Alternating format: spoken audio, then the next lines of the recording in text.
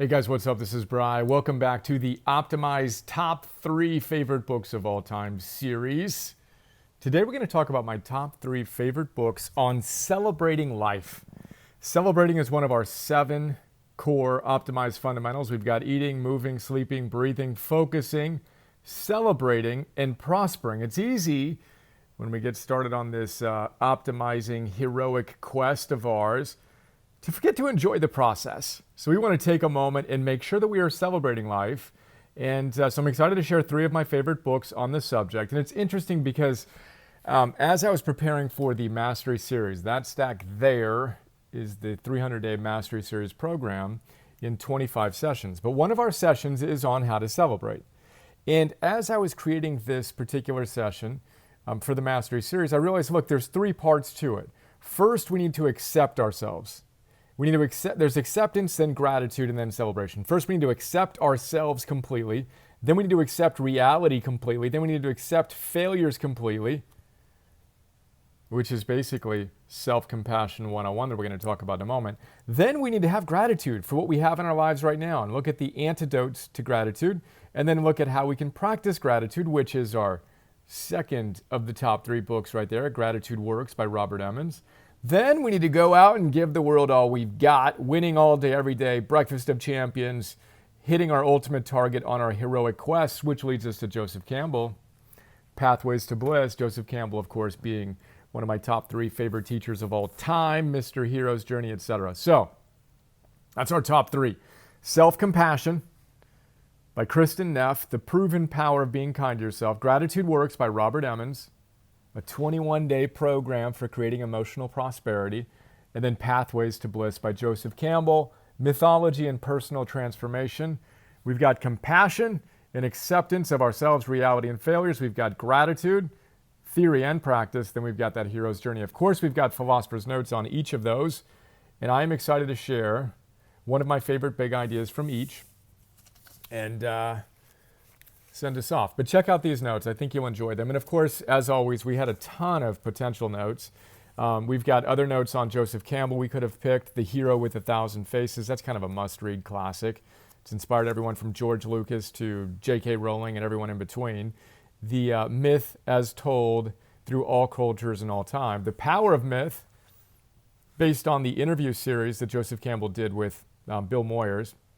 Extraordinary. If you haven't watched that yet, check it out. And of course, there's Finding Joe, the documentary that I happen to be in with Laird Hamilton, Deepak Chopra, etc. Man's Search for Meaning is another great book that almost made the cut. How to Fail at Almost Everything and Still Win Big by Dilbert creator Scott Adams. And I've got a ton of other books on failure and courage and anti-fragility that could have made it, but I went with these 3 for these reasons. 1, self-compassion is just absolutely essential to our lives. We need to learn how to accept ourselves completely.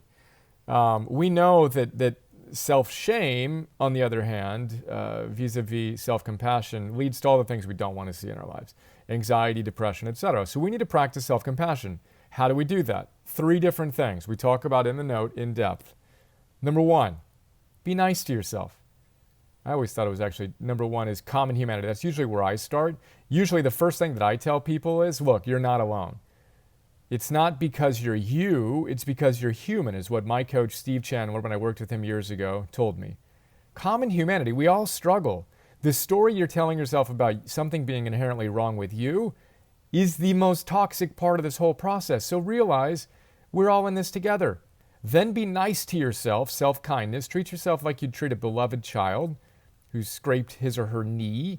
Be nice to yourself rather than beat yourself up. Don't talk to yourself in a way that you would never talk to anyone else, which of course we all do, common humanity. But be mindful of that, which is the 3rd step. Common humanity, self-kindness, and mindfulness, noticing when you're doing that. There are a ton of other great ideas in this book, but those are the principal ones. This is important stuff. Getting self-compassion, practicing self-compassion. The worse you feel, the more compassionate you are with yourself. That's how we engage in a growth mindset, which allows us to celebrate life. You cannot celebrate life if you're constantly shaming yourself, which is why I start with this book and acceptance. Then we move on to Gratitude Works by Robert Emmons. Robert Emmons is the leading scholar on the science of well-being. We have another note on another one of his books called Thanks, which is also great. This is his most recent one, which is also fantastic. This is simple as well. Gratitude works. He says that the stats are eye-popping. You want a 25% boost in your well-being? Bust out a gratitude journal. The research shows that simply keeping a journal once a week, tracking 5 things for which you're grateful for like 10 weeks or something, will boost your happiness by 25% vis-a-vis people that just jot down things that happened that day. That's crazy. You get more sleep, you exercise more, etc. when you're grateful. And you cannot be depressed and grateful simultaneously at the same point in time. Try it. I challenge you. Now, one of the other things I loved about this book and why it definitely made the cut is this idea. Most people who are ungrateful, which is all of us at one time or another, right, take things for granted. He says, no. We should take things as granted. Grateful people literally practice gratitude. They see life's blessings and gifts. They don't take things for granted. They take them as granted. And the number one obstacle to gratitude, by the way, is entitlement. Thinking that the world owes you something. The world doesn't owe you anything or me anything. Let's be humble. Practice humility. Then we can more easily see things as a gift and appreciate the privilege that is our life. Lots of other interesting ideas in that note.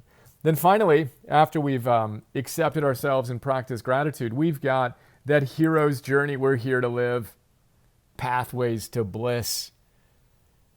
I could have put it takes what it takes here because one of the ideas there is just fantastic, which is you need to start every day with a breakfast of champions. He talks about Super Bowl winning champion Russell Wilson, who literally eats breakfast while watching a video highlight reel of him at his best in the days leading up to the Super Bowl. And I don't know how often he does that during the year. But breakfast of champions, you at your best. That's super powerful. And then, of course, there's just the overall idea of a hero's journey. If you haven't studied Joseph Campbell yet, start with these few notes that I just shared. Finding Joe is fantastic as well. Where do we want to go here? It's actually in the Power of Myth note, which I'll bust out over here, where we talk about one of the things I talk about in the movie Finding Joe, Sat Chit Ananda. So you've heard of Joseph Campbell saying, hey, follow your bliss, right? Where did he get that from? Well, he also said, for the record, follow your grunt. You can't just follow your bliss and expect things to show up perfectly in your life. You gotta actually put in the hard work. Heroes' journeys are challenging. That's the whole point. You leave the comfort of the known. You go out on your quest. You face dragons. You get mentors. You win the fight. You come back with the boon. That's not easy. Yes, you follow your bliss and listen to what he calls the transcendent wisdom bubbling up. But he actually got the idea of bliss from the Sanskrit word ananda. And I tell the story in Finding Joe that there are 3 different ways, according to Hindu scriptures, that one can reach enlightenment. Sat, Chit, or Ananda. Beingness, consciousness, or bliss. And Joseph Campbell said, look, I don't know. Is my beingness proper? Hard to say. Is my consciousness proper? Hard to say. But my bliss? Oh, I can feel that. I can feel when I am intuitively called to do something. That bliss bubbling up. I'm going to pay attention to that. And I'm also going to pay attention to the fact that life is calling me to live my hero's journey. One hero's journey after another. When we say yes to the world and we engage in the simple tasks of life with all we've got while daring to give our best on these trips, these quests in service to the world, we feel great. And guess what? That feels a lot like celebration. Accept yourself, practice gratitude, go out and celebrate as you give us all you got heroically. Those are my top 3 favorite books, celebration style. As always, 500 books distilled into 500 philosophers' notes, and then distilled into 50. We got 500 plus philosophers' notes. We've got 50 Optimal Living 101 classes, including the Modern Hero 101, and then a ton of other goodness. If you're feeling it, go to optimize.me, sign up for that free 2-week trial, and follow the whole program here with the top 3s at optimize.me/top3. If you're not ready for the 2-week trial yet, fantastic. Get a few free notes. Dip your toe in the water.